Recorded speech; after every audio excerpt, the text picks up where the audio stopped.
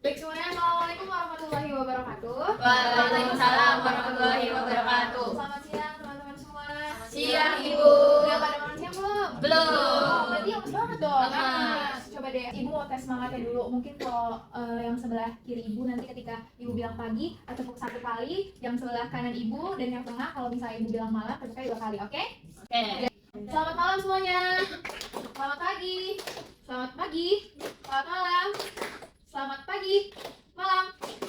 Oke, pinter. Kalau oke mungkin di sini ada beberapa yang belum fokus, ada juga yang memang udah fokus ya. Tapi semoga teman-teman yang belum fokus bisa menyimak dengan baik pemaparan Ibu pada kali ini.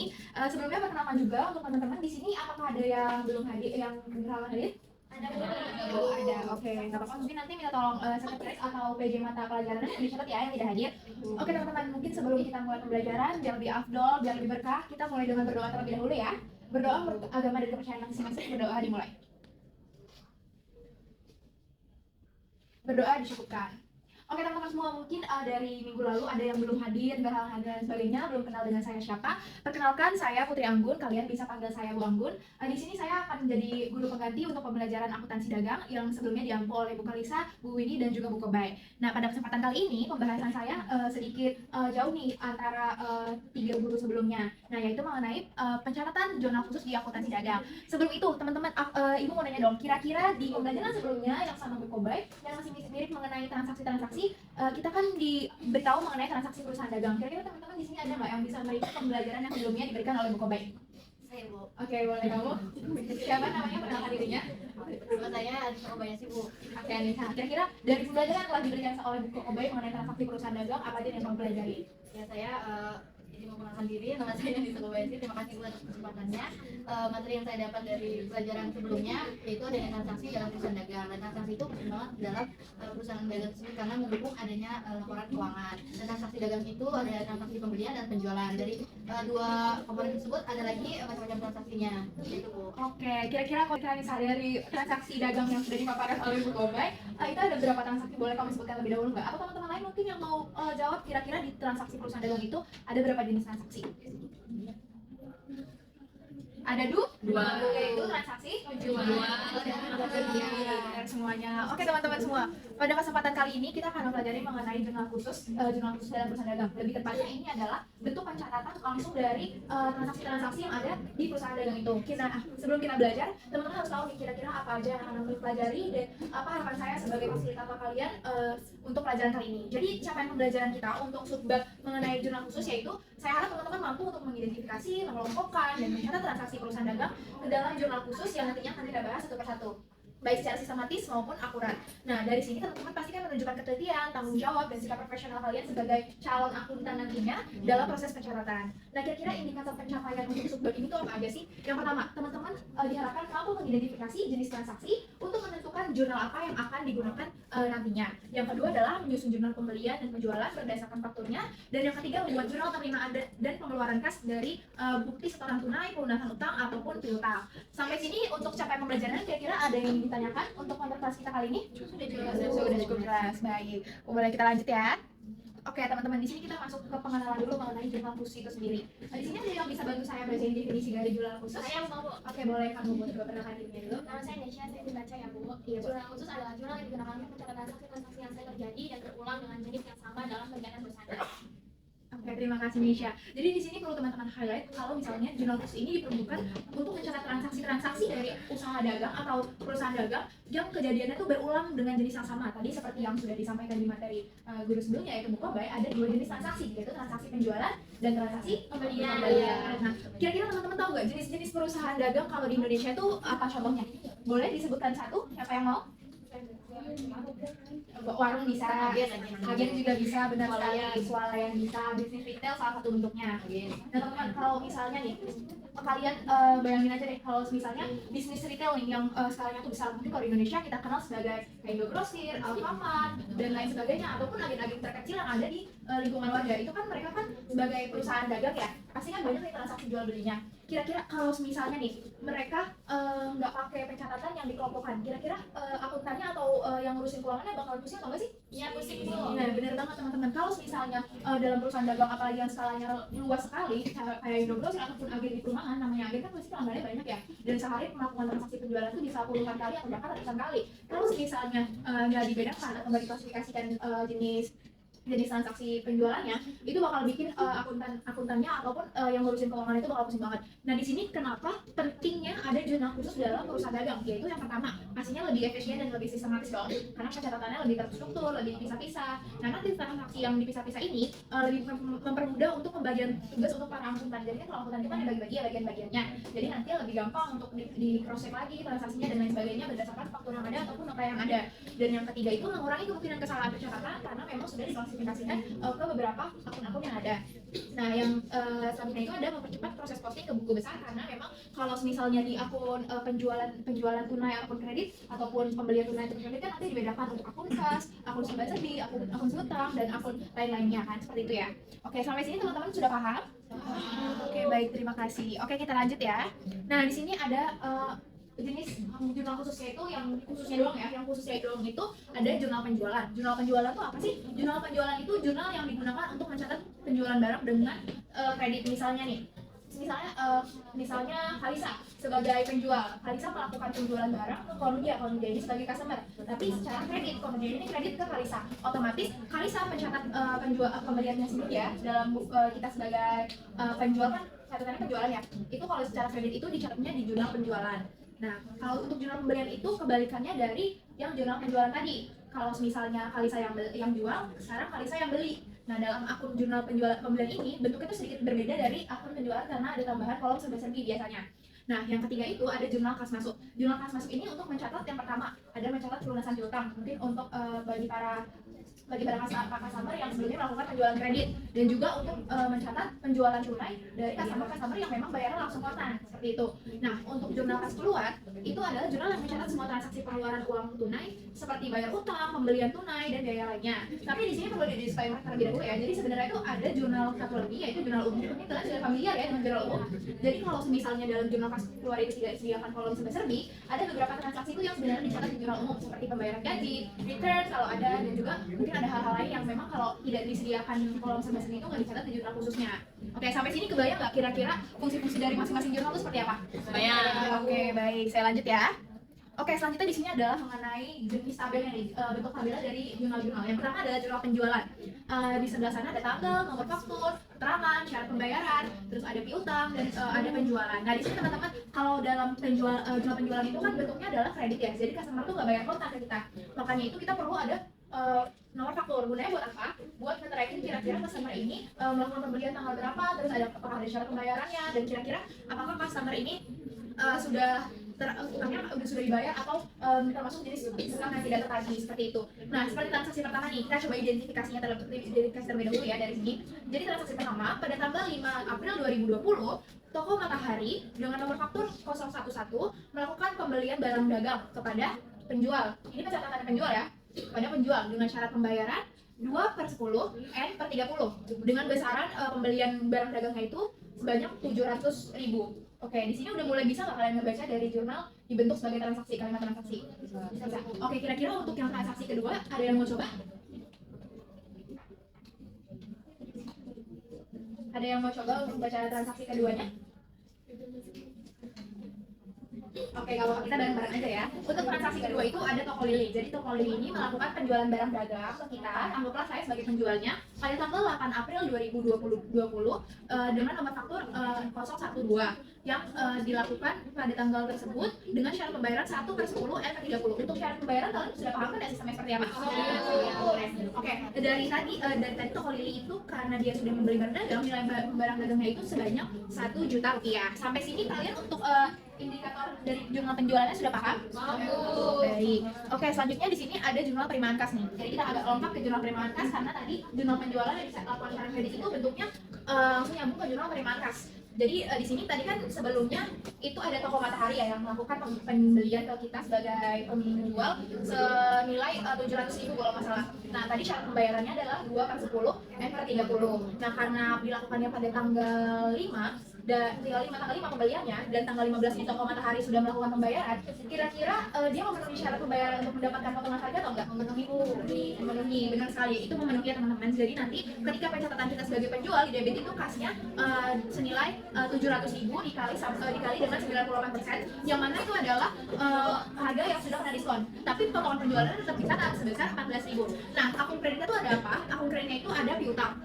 Oke, sampai sini teman-teman paham? Nah, selanjutnya di jurnal penerimaan kas itu ada yang bayar secara kontan. Jadi juga untuk mencatat pembayaran pembelian barang dagang kita secara nah, ya benar sekali. Contohnya di sini ada Pak Ahmad. Pak Ahmad ini melakukan pembelian tanggal 16 April senilai 450 dan dicatat pada kas. Kenapa dicatat pada kas? Karena Pak Ahmad bayarnya tunai. Oke, benar sekali. Dan kenapa di sini dicatat di penjualan bukan di piutang? Benar, karena dibayar secara tunai. Oke, sampai sini teman-teman sudah paham? Mungkin transaksi lainnya buat mempersingkat waktu nanti teman-teman bisa baca untuk kedua ini ya. Tapi kalau misalnya teman-teman ada yang ditanyakan, nanti boleh japri saya atau nanya setelah kelasnya, oke? Oke, kita lanjut aja untuk jurnal pembelian. Tadi jurnal pembelian itu adalah pembelian barang yang dilakukan secara kredit. Benar sekali, secara kredit nih. Contohnya toko Ambar. Jadi toko Ambar ini kita beli barang di toko Ambar pada tanggal 5 Juli. Nah, karena kita jatuhnya secara kredit, berarti akun yang ada di kreditnya itu adalah akun utang dagang. Oke, selanjutnya adalah akun pembelian. Nah ini teman-teman, karena di sini disediakan kolom serba-serbi, jadi untuk pembelian di luar barang dagang itu bisa dicatat di jurnal pembelian. Seperti contohnya nih, peralatan kantor dengan jumlah sekian dan utang dagangnya sekian.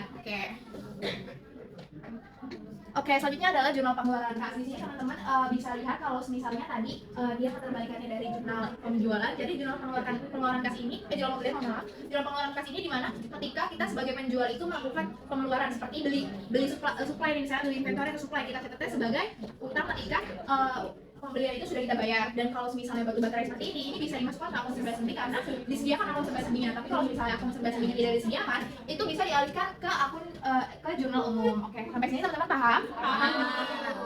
Oke, di sini ada inquiry based learning. Sebenarnya saya menyediakan lembar jawaban, lembar kerja buat teman-teman. Tapi misalnya kita biar mempersingkat waktu juga, teman-teman di sini boleh jawab ya.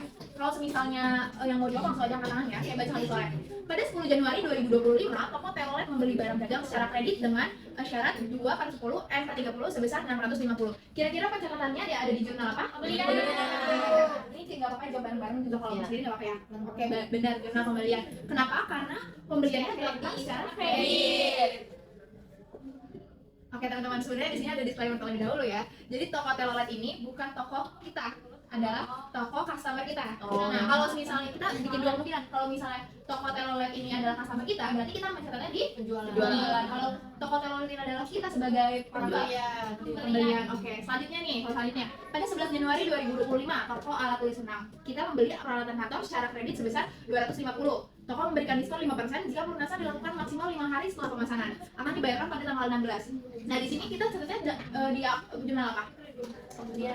Jurnal pembelian itu banget. Kira-kira kalau misalnya pembelian tanggal 11 terus ada syarat 5 per 5 N per 30, kalau misalnya dibayar tanggal 16 itu ada dapat potongan pembelian atau enggak? Oke. Nah, kalau tadi kita lanjut nih ya dari transaksi pertama. Toko Telolet melakukan pelunasan atas pembelian barang dagang yang dilakukan pada 10 Januari. Kalau misalnya melakukan pelunasan, kita sebagai penjual mencatat pelunasan tersebut di jurnal penerimaan kas. Oke, pinter yang akhir nih, menerima pesanan tunai atas nama CV Merdeka Jaya sebesar 1 juta. Catatnya di oke, pinter banget. Kita lanjut ya. Oke, di sini ada lembar kerja yang sudah disediakan. Nanti ketika ada latihan, teman-teman bisa share aja lembar kerjanya. Dan itu di Excel. Jadi kalau misal teman-teman mau print atau misal mau dikerjakan langsung di Excel itu nggak apa-apa ya. Ya Bu. Oke, selanjutnya ice breaking. Coba teman-teman suaranya mana nih, kok kayak ada sedih banget. Oke, ice breaking kali ini kita ada yang evaluasi, ada juga yang games ya. Games pertama adalah ini, teman-teman coba cari perbedaannya. Yang langsung nanya berapa perbedaannya, maju sebutin dulu berapa terus nanti maju. Ya udah, siapa? Satu aja. Harus semuanya. Harus semuanya di sini. Ya. Ada dua gambar nanti. Coba. Dulu, bersih dulu. 1, 2, 3. Cibe. Kalisa. Jam. Ada lagi? Ada. Apa? Uang dulu. Saya sepatu. Sepatu mana ini? Ya. Lanjut. Celengan betul. Terus? Pulpen terus? lagi? Nah, rambut pintar. Udah? Ada lagi yang menemukan perbedaan? Udah. Ada lagi yang nemuin? Ada lagi nggak? Ini satu lagi nih. Satu tepuk. Ada satu lagi kecil. Pulpen sudah. Satu tepuk. Kumis bu, kumis. Ayo, 3. Benar bu, benar. Hah? Bukunya hijau. Bukunya yang Sama. Bukunya sama Bang. Satu tepuk tuh ya. Itu baginya Bu. Udah.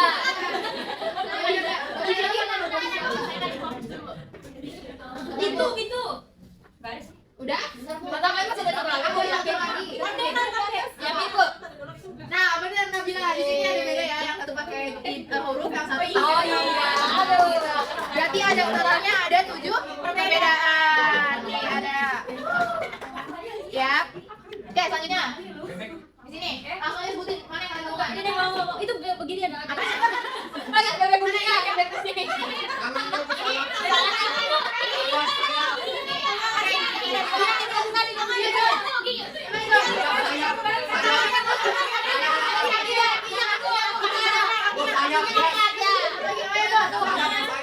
mana Jo? Begitu.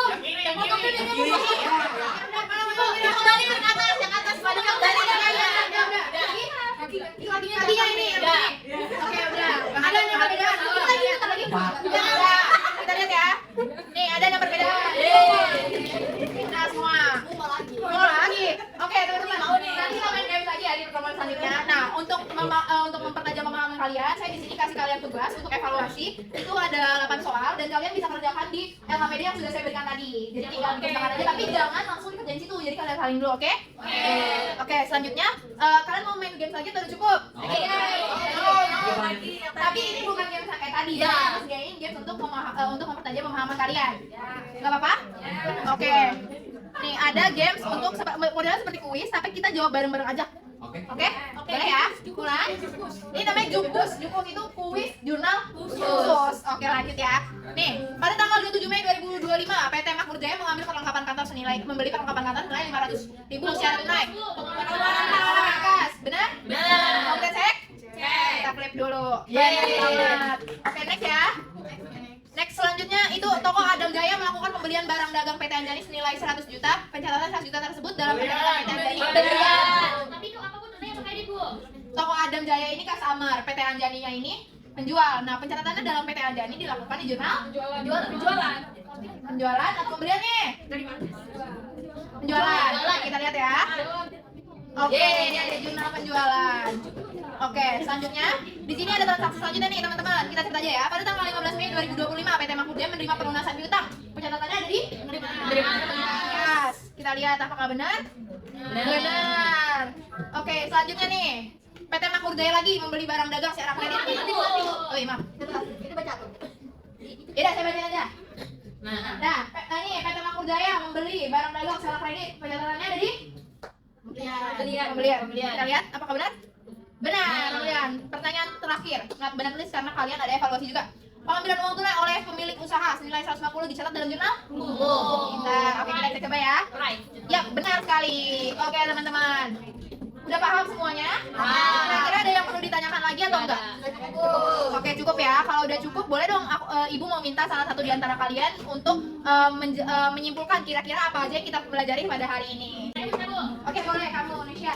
Jadi tadi kita belajar ada 5 jurnal, ada jurnal pembelian, jurnal penjualan, jurnal penerimaan kas, jurnal pengeluaran berkas, dan jurnal umum. Nah, untuk pencatatan misalkan pembelian kredit itu dimasukkan ke jurnal pembelian. Kalau misalkan penjualan secara kredit masuk ke penjualan.